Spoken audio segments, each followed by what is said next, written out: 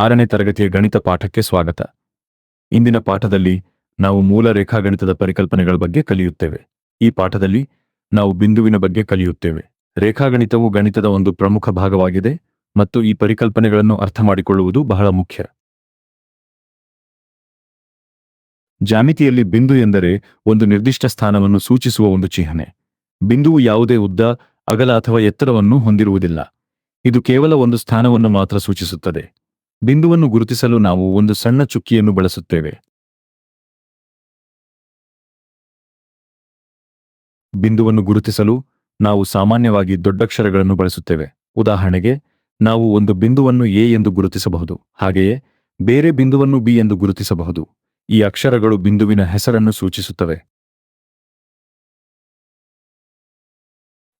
ನಕ್ಷೆಯಲ್ಲಿ ಒಂದು ನಿರ್ದಿಷ್ಟ ನಗರವನ್ನು ಗುರುತಿಸಲು ನಾವು ಬಿಂದುವನ್ನು ಬಳಸಬಹುದು. ಉದಾಹರಣೆಗೆ, ಬೆಂಗಳೂರನ್ನು ನಕ್ಷೆಯಲ್ಲಿ ಗುರುತಿಸಲು ಒಂದು ಬಿಂದುವನ್ನು ಬಳಸಬಹುದು. ಈ ಬಿಂದುವು ಬೆಂಗಳೂರಿನ ಸ್ಥಾನವನ್ನು ನಿಖರವಾಗಿ ತೋರಿಸುತ್ತದೆ. ಹಾಗೆಯೇ ಬೇರೆ ಬೇರೆ ನಗರಗಳನ್ನು ಗುರುತಿಸಲು ಬೇರೆ ಬೇರೆ ಬಿಂದುಗಳನ್ನು ಬಳಸಬಹುದು.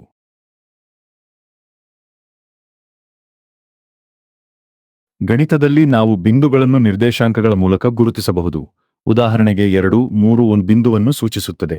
ಇಲ್ಲಿ 2 ಎಂದರೆ ಎಕ್ಸ್ ಅಕ್ಷದ ಮೇಲಿನ ಸ್ಥಾನ ಮತ್ತು 3 ಎಂದರೆ ವೈ ಅಕ್ಷದ ಮೇಲಿನ ಸ್ಥಾನ.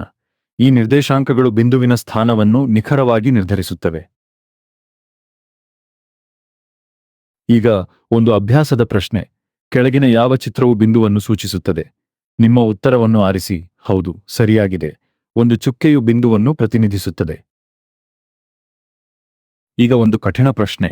ಜ್ಯಾಮಿತಿಯಲ್ಲಿ ಬಿಂದುವಿಗೆ ಎಷ್ಟು ಆಯಾಮಗಳಿವೆ? ನಿಮ್ಮ ಆಯ್ಕೆಗಳು 0, 1 ಅಥವಾ 2. ಸರಿಯಾದ ಉತ್ತರವನ್ನು ಯೋಚಿಸಿ. ಹೌದು, ಬಿಂದುವಿಗೆ ಯಾವುದೇ ಆಯಾಮಗಳಿಲ್ಲ, ಅಂದರೆ 0 ಆಯಾಮಗಳು.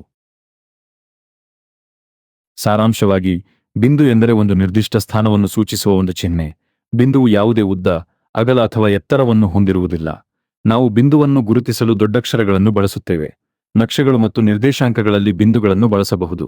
ಮುಂದಿನ ತರಗತಿಯಲ್ಲಿ ನಾವು ರೇಖೆಗಳ ಬಗ್ಗೆ ಕಲಿಯುತ್ತೇವೆ.